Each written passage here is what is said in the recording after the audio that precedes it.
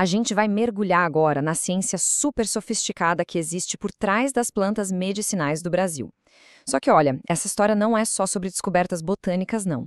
É a história de um conhecimento de milênios que está ameaçado por um problema gigantesco que custa bilhões para o país: a biopirataria. Então, o nosso papo vai ter 4 momentos-chave. Primeiro, a gente vai entender o que é essa tal ciência da floresta. Depois, vamos ver como o laboratório moderno está confirmando que os pajés já sabiam. Aí, a gente entra de cabeça no problema da biopirataria. E, para fechar, vamos discutir os caminhos para um futuro mais justo. Ok, para começar, vamos deixar uma coisa bem clara. Quando a gente fala do uso de plantas pelos povos indígenas e comunidades tradicionais, não estamos falando de superstição, de achismo ou de folclore. A gente está falando de ciência, um sistema científico de verdade testado e validado ao longo de gerações. Mas como assim uma ciência da floresta? É fundamental a gente sacar que esse conhecimento todo é resultado de muita experimentação, de observação sistemática. É um verdadeiro laboratório a céu aberto, construído durante séculos e séculos. E aqui está o pulo do gato. Não é tentativa e erro no escuro, sabe? Existe um método científico. Especialistas como os pajés e as curandeiras, eles dominam o que funciona, qual a dose certa, o que não pode misturar. É um conhecimento super complexo, passado para frente com um rigor enorme. E só para a gente ter uma noção do tamanho disso, olha esse número: 358. Essa é a quantidade de plantas medicinais que uma única comunidade quilombola usa.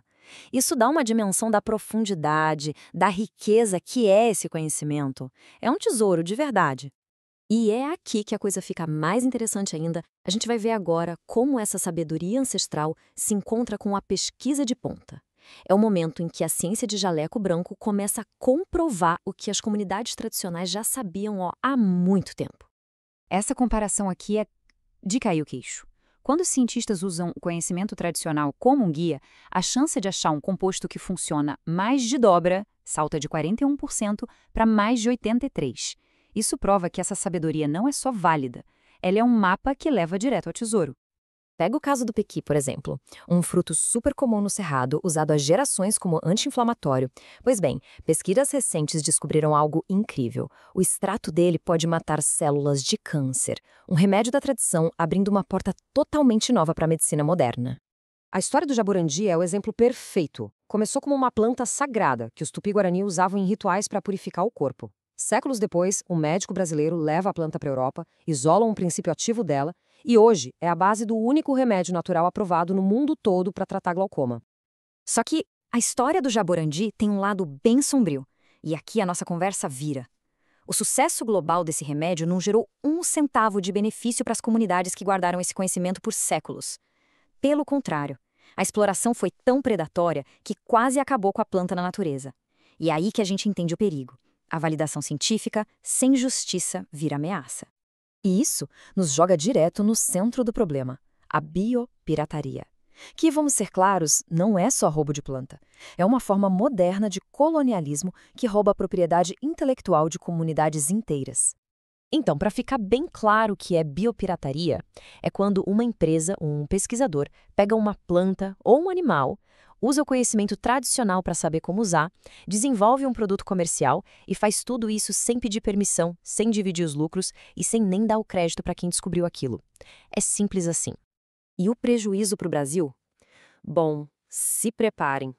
O valor estimado da nossa biodiversidade, o potencial econômico dela chega a 2 trilhões de dólares. É uma fortuna que está sendo levada embora sem nenhum retorno para o país, ou pior, para as comunidades guardiões desse saber. E isso não é papo, não. Olha só esses casos. O cambu, um conhecimento de pelo menos 15 etnias, virou patente lá fora. O nome cupuaçu, quase que uma empresa estrangeira registra como marca própria. O curaré, a ayahuasca, saberes sagrados, tudo virou produto e propriedade intelectual de outros sem qualquer benefício para quem realmente os descobriu.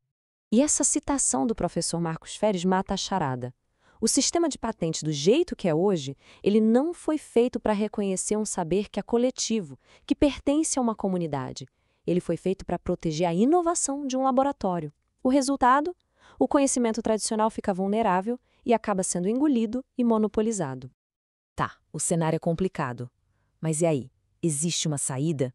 Na nossa última parte, a gente vai ver justamente isso, os desafios e as possíveis soluções para proteger essa biblioteca viva de conhecimento que é o Brasil. O curioso é que o Brasil até tem leis para isso. O problema é que, na prática, a coisa não funciona como deveria. A burocracia é tão gigante que acaba mais atrapalhando o cientista brasileiro que quer fazer pesquisa séria do que impedindo o pirata lá fora de registrar uma patente. Então, o que os especialistas dizem que precisa ser feito para ontem? Primeiro, documentar todo esse saber de forma sistemática, antes que ele se perca. Segundo, criar bancos de dados oficiais. Com isso, dá para contestar uma patente, provando que aquele conhecimento já existia. Terceiro, ficar de olho no que está sendo patenteado no mundo. E quarto, investir para a gente mesmo desenvolver produtos de qualidade aqui. Resumindo, para a gente ter um futuro justo, o que precisa é de uma virada de chave. É preciso reconhecer de vez o direito de propriedade intelectual dos povos indígenas. É preciso garantir que o dinheiro gerado seja dividido de forma justa. É preciso ter leis que funcionem de verdade. E talvez o mais importante, é preciso valorizar o conhecimento tradicional pelo que ele é: ciência. E a gente termina com essa reflexão. O desafio, no fim das contas, não é escolher entre a ciência ancestral e a moderna. A grande questão é: como a gente pode construir um sistema onde as duas possam caminhar juntas de um jeito justo e colaborativo? Um sistema que beneficie todo mundo, mas que, acima de tudo, reconheça e respeite os verdadeiros mestres da floresta.